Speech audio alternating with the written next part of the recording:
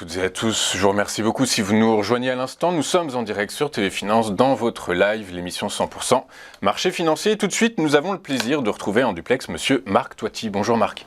Bonjour Antoine, comment ça va? Ça va très bien et vous? Ouais, très bien, comme les marchés. Eh bien écoutez, merci beaucoup Marc. Marc, merci d'avoir accepté notre invitation. Je rappelle que vous êtes fondateur du cabinet À ses défis et également auteur à succès puisque votre livre Reset 2, Bienvenue dans le monde d'après aux éditions Bookelis fait un tabac chez Amazon puisqu'il est classé depuis maintenant plusieurs semaines parmi les meilleures ventes sur la plateforme dans la catégorie ouvrages économiques. Bravo Marc. Merci à toutes et à tous pour la fidélité. C'est grâce effectivement à tous ceux qui nous suivent notamment. Marc, les marchés américains hier ont fini tous dans le vert. Le Nasdaq a fini sur sa deuxième meilleure performance de l'année. Le Nikkei ce matin également porté par les propos de Jérôme Powell. Et ce matin, les investisseurs à Paris se délectent des propos de Jérôme Powell hier. Qu'est-ce que vous en pensez, vous? Est-ce que finalement c'est une non-annonce puisque ça fait déjà 15 jours, 3 semaines qu'il nous dit que potentiellement la hausse des taux directeurs pourrait ralentir? Oui, tout à fait. Vous savez, ça fait plus de 25 ans que je suis les marchés. Mine de rien, ça ne nous rajeunit pas. Et donc, on s'y fait jamais finalement à ces mouvements de très forte baisse, très forte hausse. Donc là, on voit bien que les marchés, c'est un petit peu comme des enfants. C'est-à-dire, Jérôme Powell leur a dit, finalement, je vais vous redonner un petit peu des bonbons. C'est-à-dire que finalement, on va arrêter de monter les taux d'intérêt. Ça, on s'y attendait. Mais juste sur la news, ça rassure un petit peu tout le monde. Et donc, les marchés, effectivement, s'enflamment.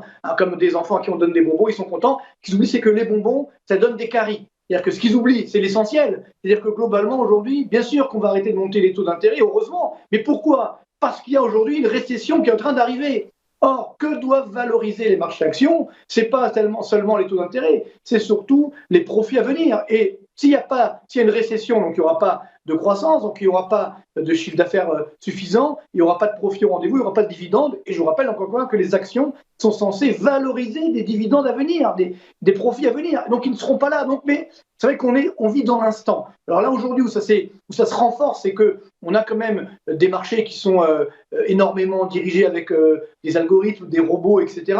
Donc ça accentue ces phénomènes. Mais entre hier et aujourd'hui, vous l'avez dit, rien n'a finalement changé. On savait qu'allait déclarer ce style de déclaration de Jérôme Powell. On savait qu'il fallait arrêter d'augmenter trop fortement les taux d'intérêt. Mais c'est vrai que l'inflation est en train de baisser. Ça, c'est bien sûr une bonne nouvelle, on va en reparler. Mais globalement, ce qui compte, c'est les perspectives d'activité. Et là, malheureusement, nous sommes dans une récession. Donc les marchés surréagissent. On est dans ce qu'on appelle un marché de trading, où donc globalement, on surpondère les bonnes nouvelles et on sous-pondère parfois les mauvaises nouvelles, parce que justement, on n'a pas cette prise de recul nécessaire pour avoir une vision dynamique. Quand on voit que Tesla a fait plus 7% sur une journée, ou pareil que les crypto-monnaies ont flambé hier sur une journée, on dépassait 17 000 dollars pour le Bitcoin. On se rend bien compte que c'est un marché extrêmement nerveux, extrêmement épidermique et qui globalement ne reflète pas une réalité économique. Et donc, bien sûr, sur le long terme, les marchés boursiers, toujours les meilleurs placements. Et là, on va rester sur une très forte phase de volatilité extrême avec des bonnes nouvelles comme hier et des moins bonnes demain quand il y aura des signaux de récession. Et donc là, ce qui est fou, c'est qu'aujourd'hui, les marchés, encore une fois, surpondèrent le fait que les taux d'intérêt vont moins augmenter et sous-pondèrent le risque de récession qui d'ailleurs a déjà commencé. On le voit sur les indicateurs avancés des directeurs d'achat qui sont en zone de récession, mais ça les marchés ne le regardent pas. Ils préfèrent se dire tant mieux qu'on soit en récession, puisque finalement ça veut dire qu'on ne va pas augmenter les taux d'intérêt.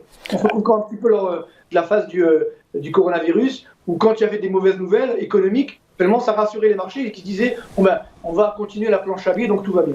Ouais, donc on comprend que les marchés sont survalorisés pour vous. Pourtant, comme vous dites, il y a des bonnes et des mauvaises nouvelles. Au chapitre des bonnes nouvelles, c'est l'inflation, que ce soit aux États-Unis, mais hier on l'a compris, c'est la zone euro qui commence à avoir une inflation qui stagne ou qui ralentit. Est-ce que ça peut durer, Marc ? Alors oui, ce qu'il faut bien comprendre, c'est que heureusement les arbres ne montent pas au ciel. Donc c'est normal que l'inflation est en train de ralentir. Pourquoi? Parce que les cours des matières premières ont reculé ces derniers mois. Et donc ce qui veut dire par là que pourquoi ces cours des matières premières reculent? Parce qu'on a une récession.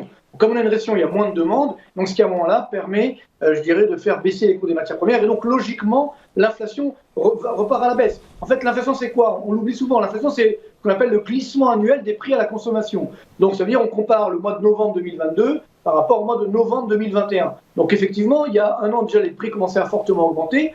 Aujourd'hui, si ça augmente moins ou que si ça baisse, évidemment, le glissement annuel va mécaniquement baisser. Donc c'est exactement ce qui est en train de s'observer. Maintenant, faire attention, si vous regardez les prix du gaz, par exemple, qui avaient bien baissé, là, ça remonte un petit peu. Pareil sur les prix du pétrole. pareil sur les prix du blé. Donc attention, le plus beau, entre guillemets, est passé et le plus dur reste à venir malheureusement. Ce qui veut dire qu'on va avoir une remontée de l'inflation. Alors, pas aux États-Unis. Les États-Unis, on aura les chiffres la semaine d'après, ça va continuer de baisser. Mais dans la zone euro et notamment en France, à partir du début d'année 2023, là, les prix vont augmenter. C'est un petit peu technique, mais c'est très simple. C'est qu'il y a beaucoup d'entreprises, vous savez, qui ont des contrats avec des prix qui sont fixés à l'année.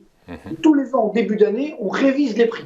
Donc là, évidemment, ça sera début 2023, où là, les prix vont être révisés malheureusement à la hausse. Et donc, globalement, l'inflation va repartir également à la hausse, sachant que, encore une fois, on est, malgré tout, parce que c'est vrai que ça baisse, c'est quand même 10% d'inflation. C'est-à-dire, c'est pas 2% d'inflation, c'est quand même 10% d'inflation dans la zone euro, 7,1% en France aux normes Eurostat, 11,3% en Allemagne. C'est quand même des chiffres énormes. Donc là, on se satisfait de chiffres qui sont quand même des plus hauts, quasiment historiques. Donc, encore une fois, on doit relativiser. Le problème, c'est qu'on vit dans l'instant, et les marchés, justement, encore une fois, surréagissent, entre guillemets, à ces relatives bonnes nouvelles, et ils oublient de prendre du recul. Mais bon, évidemment, nous, on est là pour ça. Nous, les économistes notamment, et voilà, certains ne le font pas leur boulot, mais en tout cas, nous, c'est ce qu'on essaye de faire. Et dans ces cas-là, vous dites qu'il faut relativiser ces chiffres. Est-ce qu'il faut relativiser finalement le rôle de la Banque centrale ? On pourrait penser que c'est la Banque centrale européenne qui, en remontant légèrement ses taux ou avec retard, aurait finalement réussi à infléchir la croissance et faire en sorte qu'on arrive dans une récession. Ou est-ce que non, pas du tout, c'est une logique purement mécanique, technique, macroéconomique ? Alors malheureusement, le phénomène est mondial, donc il est d'abord lié au cours des matières premières, donc j'évoquais tout à l'heure, donc là c'est pas lié du tout à l'action des banques centrales. Alors c'est vrai qu'aux États-Unis on avait une dynamique économique très forte, donc là par contre la remontée des taux a agi, elle a même généré une récession, là c'est ce qui fait effectivement baisser l'inflation. Chez nous, dans la zone euro, on a aussi également cette remontée des taux d'intérêt qui a quand même joué, qui a limité, on va dire notamment la planche à billets, parce que c'est cette planche à billets qui a alimenté l'inflation. Donc quand on la réduit ou on l'arrête, mécaniquement il y a moins d'alimentation de l'inflation. Et parallèlement, c'est vrai que la remontée des taux d'intérêt, et pas seulement de la BCE, mais au niveau mondial, au niveau des taux d'intérêt obligataires, permet justement de ralentir l'économie. Tout le problème, c'est après de piloter ce ralentissement, et malheureusement, il n'est pas du tout piloté. Voilà ce qui se passe en Chine, par exemple, aujourd'hui. Donc, les Chinois, on a une récession qui est de retour déjà en Chine. Alors, c'est vrai que les Chinois sont habitués, c'est une dictature, ils enferment les gens. Bon, c'est dramatique. Alors, on se dit, ça c'est bon. S'il y a une récession en Chine, ça va permettre de faire baisser l'inflation. Vous voyez là aussi une réaction de court terme, sauf qu'on oublie que si justement on continue de bloquer en Chine, non, ça ne va pas faire baisser l'inflation. Pourquoi ? Parce que ça va alimenter les pénuries de composantes, donc à ce moment-là, ça va alimenter l'inflation. S'il y a des pénuries, s'il y a une demande supérieure à l'offre, mécaniquement, les prix augmentent. Donc même la récession chinoise n'est pas forcément une bonne nouvelle pour l'inflation. Mais encore une fois, on veut surpondérer les bonnes nouvelles. Tant mieux, bon, c'est des périodes à prendre. Il y a des petits rallyes comme ça, il ne faut pas les rater. Moi, je lis depuis même un an qu'il y a une fourchette, si on prend le CAC 40, entre 5005 et 6005.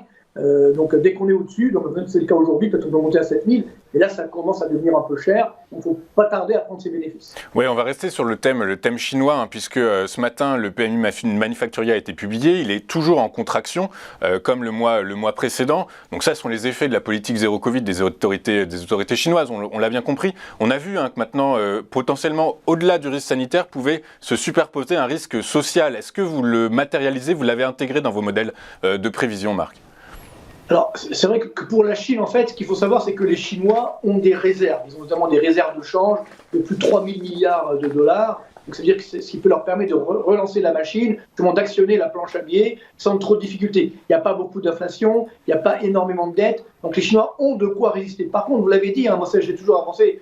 Depuis, ça fait 20 ans qu'on voit la Chine. Et j'ai toujours avancé que la Chine tient par le fait que donc on peut maintenir la dictature parce qu'on améliore le niveau de vie des Chinois, on améliore le pouvoir d'achat des Chinois. C'est-à-dire qu'il y a 20 ans, il y avait à peu près 100 millions de Chinois qui vivaient correctement, c'est-à-dire comme nous, on va dire les Européens. Aujourd'hui, ils sont 600 à 650 millions de Chinois. Donc c'est vrai que c'est beaucoup, c'est une progression énorme, sauf qu'il y a encore presque 800 millions de personnes qui attendent de prendre le train. Donc si on garde l'espoir, si ces 800 millions, on garde l'espoir en disant voilà, on va améliorer votre niveau de vie, ça va. Mais si effectivement ce n'est plus le cas, notamment à travers de ces restrictions, parce que au-delà de l'aspect dictatorial, il y a aussi le fait que si les Chinois ne travaillent pas, ils n'ont pas de revenus. Donc c'est là la vraie difficulté, c'est qu'on a une situation où on casse le pouvoir d'achat des Chinois. Et ça, c'est le deal qui n'est pas respecté. Les Chinois sont prêts à accepter, entre guillemets, la dictature. personne n'est prêt à l'accepter, bien sûr, mais enfin, eux, ils sont formatés pour ça, mais si et seulement si, ils ont une hausse de leur niveau de vie.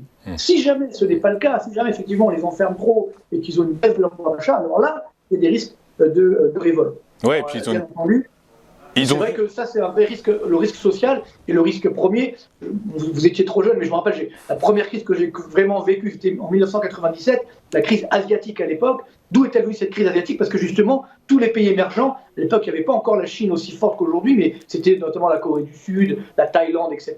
Ces pays-là se sont dit, bah maintenant, on veut notre part du gâteau. On veut également une amélioration du pouvoir d'achat. Et donc, les salaires vont commencer à augmenter. Et donc, ce qui était très bien pour eux, mais entre guillemets, le business model avec des pressions sociales très faibles ne pouvait plus perdurer. Et donc, c'est ce qui a généré la crise asiatique, parce qu'on s'est dit, finalement, attention, il n'y a plus le niveau, je dirais, de prix aussi faible. Et c'est là où, effectivement, la Chine a connu son heure de gloire. Aujourd'hui, la Chine, je pense que l'heure de gloire est en train de se décaler vers l'Inde, mais on a quand même des économies qui restent malgré tout fragiles. Donc ça, c'est vraiment la clé.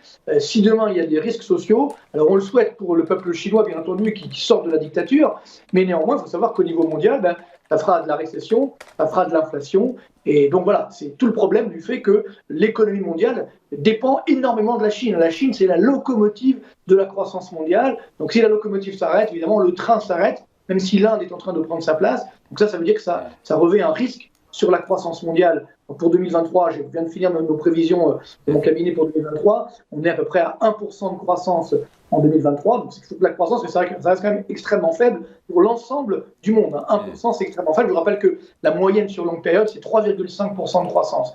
Là, si on est à 1%, c'est quasiment de la récession. Donc ce qui veut bien dire que le monde aujourd'hui est en danger. Les marchés ne veulent pas le voir, mais la réalité est là. Et la réalité est là. Écoutez, je vous remercie. Je vous remercie pas pour vos sombres prévisions, Marc, mais en tout cas, je vous remercie pour vos explications claires. Il faut être optimiste, mais réaliste. Exactement. Et c'est la raison. C'est la raison d'être de votre livre, hein, Reset 2. Reset 2, bienvenue dans le monde d'après, qu'on peut trouver aux éditions Bouquelis. Et j'invite tout le monde à le lire parce qu'effectivement, il est très intéressant. Merci beaucoup, Marc. Marc Toiti, d'avoir été avec nous ce matin. On marque une rapide pause. Nous, on se retrouve juste après pour notre point bourse. À tout de suite sur TV Finance.